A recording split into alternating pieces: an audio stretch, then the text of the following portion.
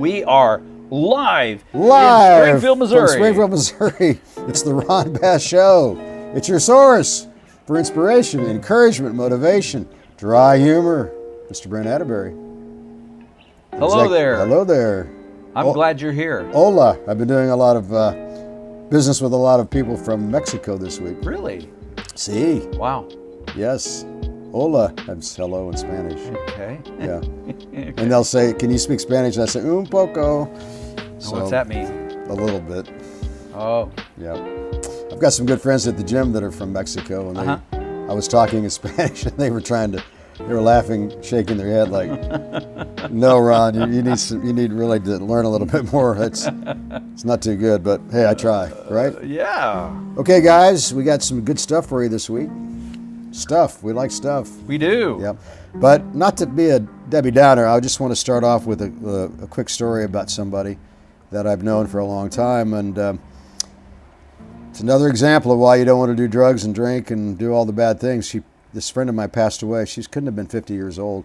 I met her when she was probably 20 or 30, beautiful young woman, and we became friends and this and that. At any rate, got into the drug scene, stayed in the drug scene, and the last time I saw her, probably a couple, 2 or 3 years ago, you could tell it wasn't looking good. And then I got the word the other day that she'd passed away. I don't know for sure if it was from that, but I'm pretty sure it was lifestyle. Had a customer come into my office yesterday to buy an appliance from me, and we were talking today. He came in to pay me today, and we were talking about another friend, a mutual friend that we have. Same story. Young girl, couldn't have been 50 years old. And I knew her years ago, drink, and eventually the liver, and eventually passed away from alcoholism. So I'm not, preaching this morning, but I'm just saying just two quick examples in my life to remind myself, to remind you, drugs and alcohol, guys, it's just not worth it. Yeah. Sooner or later, you're going to pay the piper. And, it's a Band-Aid. If you really think about it, when you're doing these sorts of things, drugs, alcohol, gambling, pornography, you're just basically Band-Aiding what's wrong. Every single day, this is what I do, you have to face yourself, look in the mirror, and if there's something not good and you don't feel good about yourself, things aren't going well, you have to hit it head on, man. You have to work on yourself every single day. It's so important. And if you don't do that, it's just going to fester and fester and fester. You're going to reach out for these things to make you feel better at the moment. But sooner or later, guys, it's going to get to where those things don't help you anymore. And you have to do more and more of those things to try to get the same result. And eventually, it's just going to kill you. It's just reality, guys. So work on yourself. Figure it out. I've got another good friend that called me yesterday. He's really struggling with depression. And I said to him, hey, what about medication? What about counseling? Oh, yeah. Oh, this. Oh, that. No, you have to hit these problems head on. You have to you have to have resources to help you, medical resources, counseling resources. Maybe your minister, mentorship. You need to be around people that can encourage you to find solutions. And look, it's never going to be easy, guys. When you're struggling with these sorts of things, I get it. Mental illness, depression, anxiety, frustration, poor self-image. It's not going to be easy to fix it, but you have to find a way to fix it. You have to address it, go after it, and find solutions. It may never be perfect in your life. You may never reach a point where it's just perfect. I still struggle with things. I'm better at it than I've ever been because of what I just said. I found people that were smarter than me in those areas that could help me with it. I found medical resources that could help me with it. Better nutrition, exercise, all the things we talk about every week. You have to find ways to figure out how to fix the problems. Okay, I'll quit preaching. Success story. Let's talk about some success stories. Love it. So in my martial arts school, we had a young man, I've mentioned to you before, that's been at it almost 2 years now, over 2 years, and we finally were able to give him his first major promotion. And it was a great event, man. This was last week. A lot of my students came into the class, surprised him, And this kid's like, super high up on the autistic level, autistic scale. And plus he's probably struggling with some other personality disorders. So a lot of people really never thought he would amount to anything in the martial arts world. But he fooled everybody. And he never gave up, and he stayed with it. And he, day after day, week after week, month after month, and after almost 2 years, he reached that point where my coach felt like he was worthy of the promotion. And it was a great event. I mean, there must have been a couple dozen people showed up. Wow. Surprised him. He was crying. He got his promotion. It was just a great evening. Mm-hmm. But it's a testament to the fact that if you don't give up on yourself and you stay the course, great things can happen in your life. Now, look, is he ever going to be at a point in his life where he's, say, normal compared to, say, somebody else? Maybe not. But that's beside the point. None of us are ever going to reach perfection in reality. Speaking of perfection, I have another coach of mine, and we were talking about perfectionism the other day, and I said, look, man, being a perfectionist is really not healthy, because being a perfectionist suggests that you are not willing to fail. You're afraid to fail. That's the reality. That's the psychology. You have to be willing to fail to succeed. And you can't let your ego get so big that, oh, I can't fail, I can't fail, I can't. No, you're going to fail. You're going to fail a lot of times in life before you ever get to some success, and that's okay. So, look, don't worry about trying to be perfect. Just focus on improvement. I think about it every day. Last night I'm training in the gym, and I'm working on things that frustrate me because I feel like I should already be able to be good at these techniques in martial arts. But I'm not, so I have to keep working at it and working. And I've been at this 11 years doing a lot of training, and I'm thinking, golly, Ron, you should be better at this. It doesn't matter what I think. Reality is what matters. So I have to keep working at getting better, working at the technique. How do you get better? Better coaching, more effort, practice. Speaking of practice, it reminds me of an old joke. I think I've said it before. The little boy was in New York City walking down the street, and he stopped a stranger. He says, how do I get to Carnegie Hall? And the stranger looked at him and he goes, practice, practice, practice.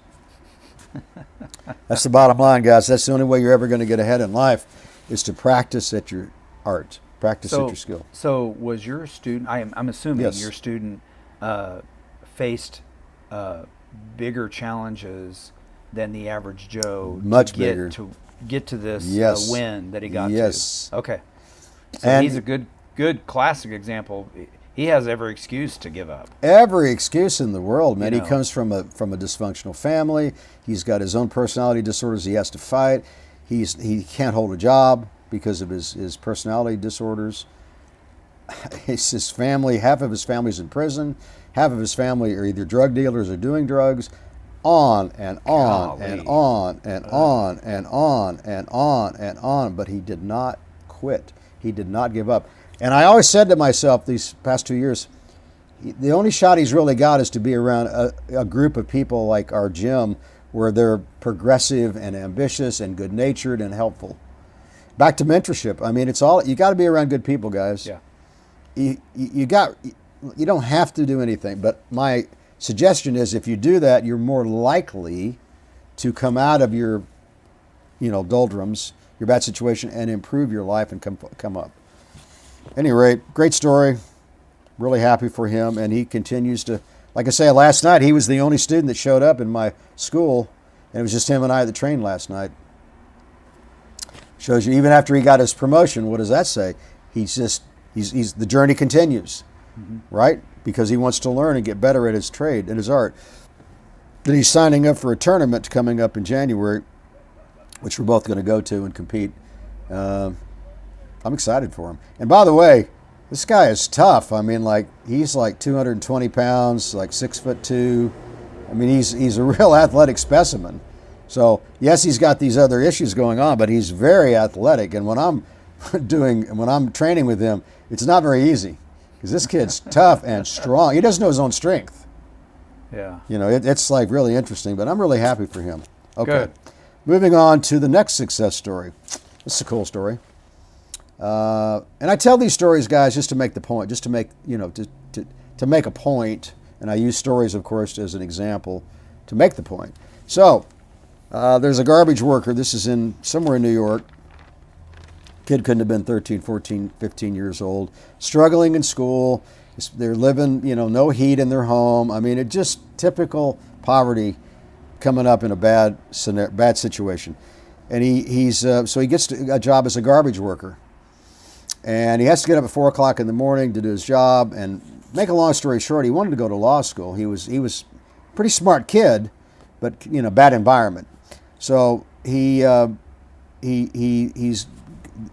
garbage worker and struggling in high school. Like, he's not doing very good in high school either. But to make a long story short, the people that he worked with on the garbage route encouraged him, because his family really wasn't doing much of that. And they said, hey man, don't give up. And so the kid finally was able to graduate high school, but barely. He applied to Harvard Law School. And I'm not really sure how it all worked out, but he got accepted. It's a crazy story. And he continued to work on the garbage route as long as he could until he went to college. Well, fast forward like 4 years, the kid graduates Harvard Law School. This is crazy. Young black kid from, the ghetto, and nobody gave this kid the time of day either. And to pay back all the people that have helped him, he raised a whole lot of money. And he gave this money to the workers at the college, like the restaurant workers or the people in the maintenance at the college or the janitors. They raised like $70,000 because he wanted to pay forward for all the people that encouraged him not to give up along the way.